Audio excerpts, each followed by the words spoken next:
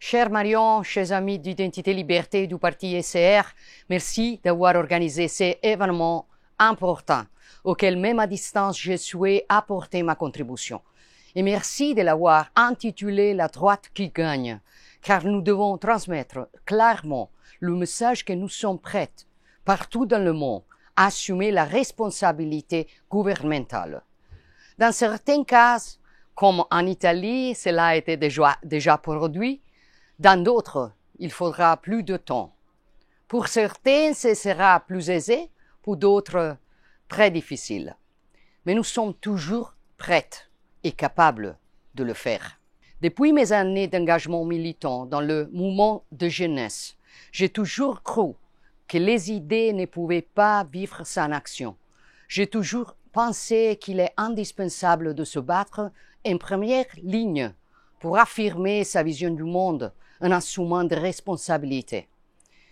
Et c'est précisément pour cela que je veux rendre un hommage sincère à Charlie Kirk, un jeune homme, un père courageux, qui a payé de sa vie le courage de ses idées et le prix de sa liberté.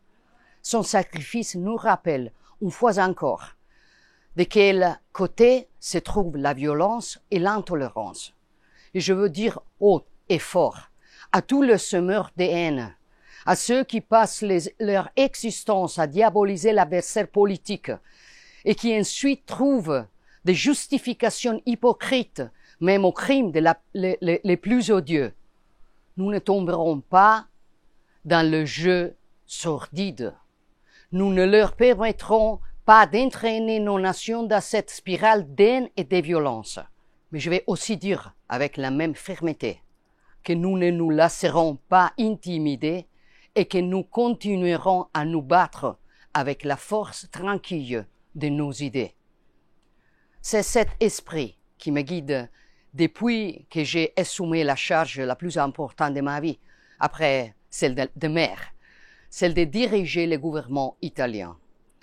En 2022, nous avons gagné avant tout parce que nous avons replacé la politique au centre. Nous nous sommes présentés aux élections avec une coalition et un programme commun, avec la volonté de représenter une alternative claire à la gauche et de mettre fin à une longue période de gouvernement technique et d'alliances politiques aussi contre nature qu'infructueuses. En Italie, nous avons démontré que la droite non seulement est capable de gagner les élections, mais surtout de gouverner. Je suis fier de présider ce qui s'apprête à devenir le troisième gouvernement le plus durable de l'histoire de la République italienne, mais je suis encore plus fier des résultats que nous avons obtenus. Un record absolu d'emploi, les comptes publics en ordre, une inflation au plus bas, une diminution de 60% des flux d'immigration illégale, un record pour nos exportations commerciales et la centralité de l'Italie sur la scène internationale. Nous avons remis au cœur de l'action gouvernementale la famille et les politiques natalistes. Nous combattons durement la criminalité organisée et nous nous occupons des quartiers périphériques de nos villes, où les zones de non-droit doivent être démantelées et où l'État doit reprendre pleinement ses fonctions. Nous avons adopté une réforme historique de la justice. Nous travaillons à créer un nouveau pacte national entre l'État et les régions, ainsi qu'à introduire l'élection directe du chef du gouvernement, afin de procurer enfin la stabilité et l'autorité dont le pouvoir exécutif a besoin. Après plus de 35 ans, nous planifions un retour à l'énergie nucléaire. Nous travaillons sur la scène internationale pour faire de l'Italie un hub énergétique et nous promouvons le plan Mattei pour l'Afrique, une nouvelle approche de relations avec le continent africain et la Méditerranée qui vise à créer du développement dans ces zones et prévenir l'immigration irrégulière. Dans ce même esprit, fort d'un résultat historique obtenu aux élections européennes, nous essayons aussi de changer l'Europe. Nous travaillons pour promouvoir une Europe de la liberté, de la subsidiarité qui fasse moins mais mieux, qui ne cherche pas à niveler les compétences et spécificités des États nationaux, qui nie pas les identités mais les sublime dans une synthèse virtueuse et plus grande. À Bruxelles, nous défendons nos agriculteurs, nos pêcheurs, nos artisans, nos petites et moyennes entreprises, notre industrie. Nous avons réussi à faire évoluer l'approche sur l'immigration et nous sommes engagés dans la révision du Green Deal. Nous voulons rendre l'Europe moins bureaucratique, plus souveraine dans les domaines militaires, énergétiques, technologiques.